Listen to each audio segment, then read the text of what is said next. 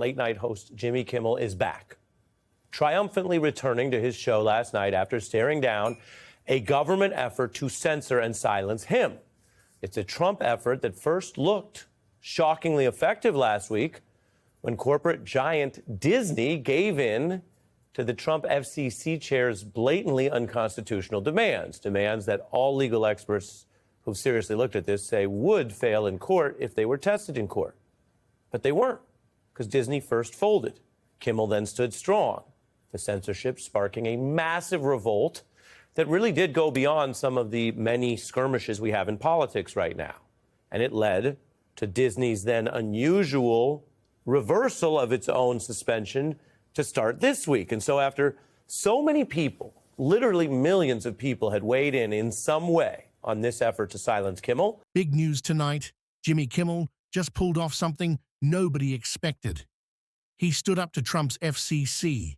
Disney caved, the public revolted, and now Kimmel is back on air. But what does this fight really mean for free speech in America? A lot of people have been asking me if there are conditions for my return to the air, and there is one. Disney has asked me to read the following statement, and I've agreed to do it. Here we go. To reactivate your Disney Plus and Hulu account. I've been fortunate to work at a company that has allowed me to do the show the way we want to do it for almost 23 years. I've done almost 4,000 shows on ABC, and over that time, the people who run this network have allowed me to evolve and to stretch the boundaries of what was once traditional for a late-night talk show, even when it made them uncomfortable, which I do a lot. Every night, they've defended my right to poke fun at our leaders and to advocate for subjects that I think are important by allowing me to use their platform, and I am very grateful for that. Think about this. The federal government, under Donald Trump, actually pressured Disney to silence one of America's most famous comedians. And at first, Disney folded. But then, something rare happened. Millions of people pushed back, and Disney had no choice but to reverse itself. Kimmel summarizing that in a diplomatic way. The reporting and evidence we have suggests Disney was quick to fold to government pressure to oust him, only to fold again days later when the pressure in response proved mighty, and apparently surprisingly large for them. So Kimmel there thanking his employer, the broadcaster, thanking the public, and the many people who spoke out against this censorship. And I'm going to show you a little bit more of that point in a second. But again, we're balancing the big, weighty issues and the cultural moment. And so he made this other nod to a bit of TV lore and history when Tonight Show host Jack Paar had first returned to the airwaves after he previously walked off that show in an internal clash over editorial choices. That's classic Kimmel, using humor to tackle a very serious issue. But behind the jokes was a real danger. Government threats against free expression. And Kimmel knew just how close he came to being erased from TV. This show is not important. What is important is that we get to live in a country that allows us to have a show like this. Yeah.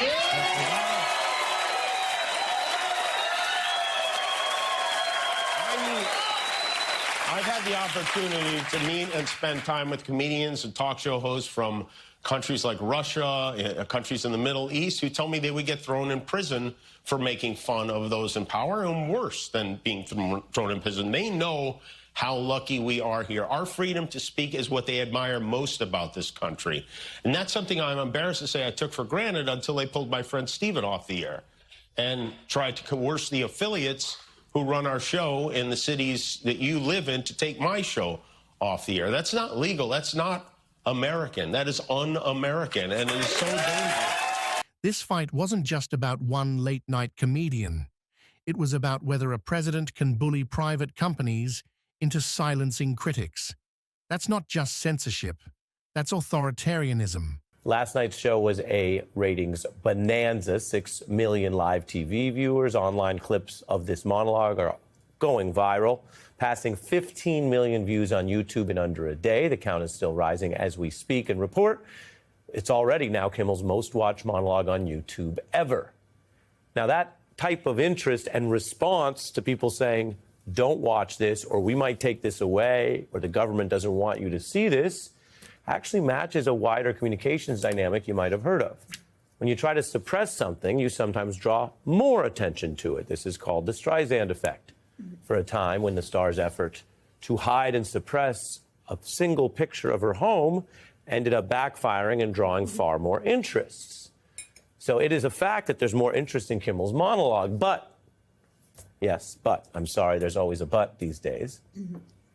That still will only matter in reality if there is the freedom to find the material and get it. Kimmel nailed it right there. Free speech isn't about liking the jokes or the politics. It's about defending the right to speak, even when you disagree.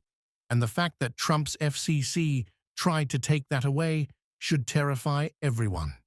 I just want to remind you of something fairly basic, but that's part of the news. We tell you things that you might already have a hunch about. What we saw last night, Kimmel's return, is the first time he has addressed this roiling, ongoing censorship plot, the pressure on him and his team. So this monologue crystallized a free speech win against powerful forces. I'm going to show you some of the key points, because Kimmel mixed grace and appreciation with jokes about some of the absurd facets of what he dubbed a still quite serious struggle that's about a lot more than any single comedy show. In the end, Trump lost this round. Jimmy Kimmel is still standing, Disney was forced to backtrack, and the First Amendment lives to fight another day. But the bigger question is, how many more times will we have to fight this same battle before free speech in America is safe again?